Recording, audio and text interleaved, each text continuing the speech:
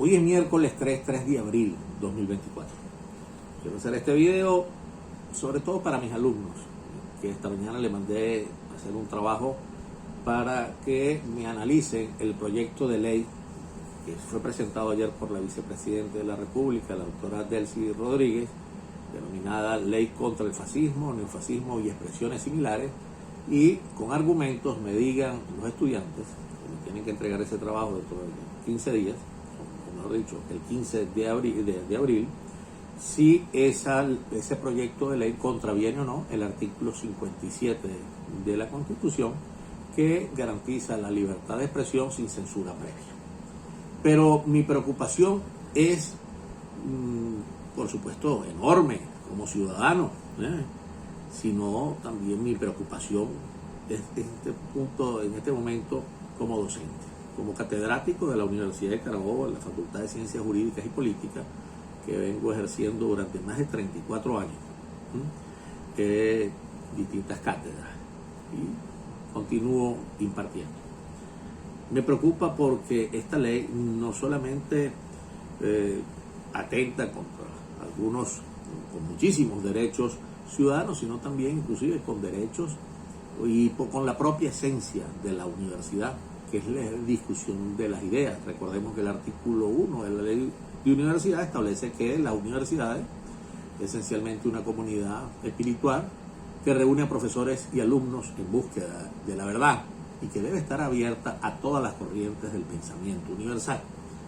Esta ley comienza a decirnos, bueno, esta ley es hija, digo que es hija de la ley contra el odio que aprobó la última constituyente que se realizó aquí en Venezuela. Pero a esta le colocaron ley contra el fascismo, neofascismo y expresiones similares. La anterior se denominaba ley contra el odio, la intolerancia y por la convivencia pacífica. Así se denominan estas leyes.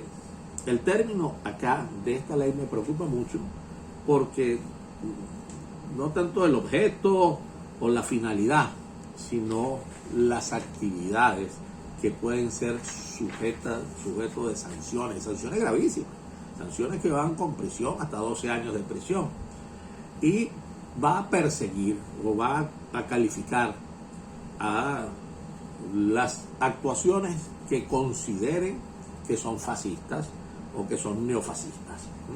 Dicen, a los fines de esta ley, el artículo 4 de ese proyecto establece que a los fines de esta ley se establecen las siguientes definiciones: fascismo, postura ideológica o expresión basada en motivos de superioridad racial, de origen étnico, social o nacional, y en fin, una serie de calificativos para calificar lo que es el fascismo, cuando ya nosotros hemos visto desde siempre que el fascismo no es más que un movimiento político y social totalitario, que eso se desarrolló a mitad del siglo pasado en Italia.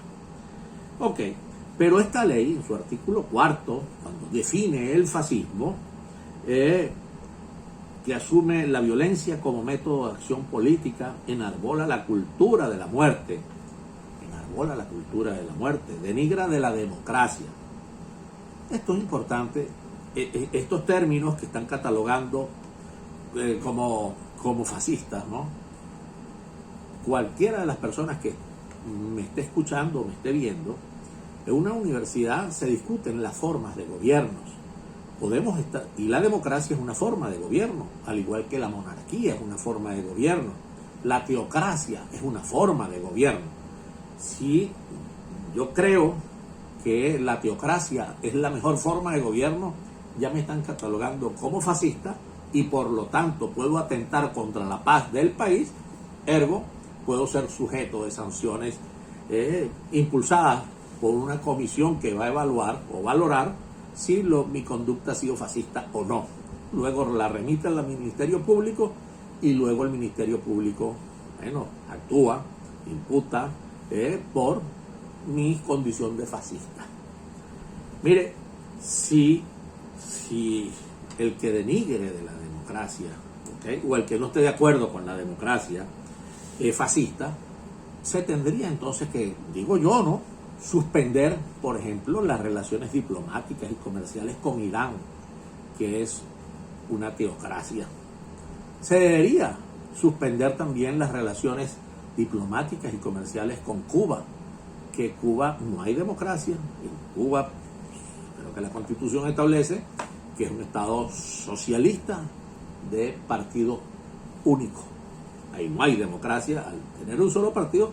Entonces, también se deberían suspender las relaciones con el Vaticano. El Vaticano es un Estado teocrático. Entonces eso me preocupa, porque esos son temas que hay que discutir. Desde luego, ya sabemos cómo es el comportamiento de algunas veces del gobierno y qué conductas son catalogadas como violentas y qué no, y cuáles no. Eso, por supuesto, que me tiene que preocupar. Fíjense ustedes, las disposiciones de esta ley son de orden público. En caso de duda, en su interpretación, se adoptará aquella que más favorezca la garantía del derecho humano del pueblo a la paz, la convivencia y la tranquilidad pública. La pregunta que nos debemos hacer: ¿es la tranquilidad del pueblo? ¿Es la tranquilidad del poder o del gobierno? ¿Quién interpreta cuál es la tranquilidad o no? Estas son cosas, desde luego, que son preocupantes para un amante de la democracia, para un amante de las libertades, para alguien que debe establecer como garantía la convivencia en paz. Y ustedes saben cómo se debe garantizar la democracia. Eso está en todos los libros. Una democracia se caracteriza por la existencia de poderes autónomos. Pero si uno dice esto, después de la aprobación de esta ley, ya estoy atentando contra la democracia, porque no es el mismo concepto que maneja el régimen o el gobierno.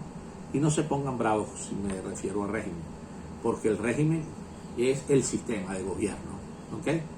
Si se cataloga como democracia, como lo está establecido en la Constitución, perfecto. Pero también puede haber un régimen monárquico, puede haber un régimen tiránico, un régimen dictatorial. Es decir, la expresión régimen no es exclusivo de un modelo de gobierno. Eso es para aclarar estos términos. Mire, ya ahora, se lo digo como ciudadano, como profesor, ¿ok? Ojalá no aprueben en segunda discusión este proyecto de ley. No, las páginas de la historia se están escribiendo en Venezuela. Les pido al gobierno, a Nicolás Maduro, a las instituciones que están establecidas en el país, no den ese paso, no den ese paso. Un paso muy parecido a este se dio en tiempos de Hitler, en tiempos del verdadero fascismo, ¿ok? En tiempos donde se denominaban aquellos juristas que le dieron como un marco de legalidad a todas las arbitrariedades y desafueros del fascismo o del nazismo, ¿ok?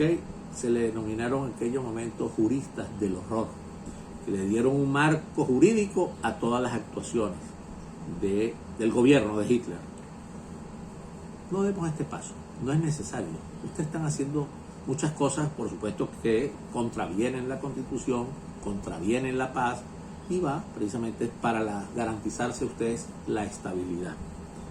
Se lo digo como ciudadano, no es necesario que den este paso para que sigan haciendo lo que vienen haciendo, que ustedes saben, muchas de las cosas que ustedes hacen contravienen disposiciones constitucionales, y más allá que constitucionales, de derechos humanos o de tratados que velan por los derechos humanos, tratados que son suscritos y avalados por la República de Venezuela.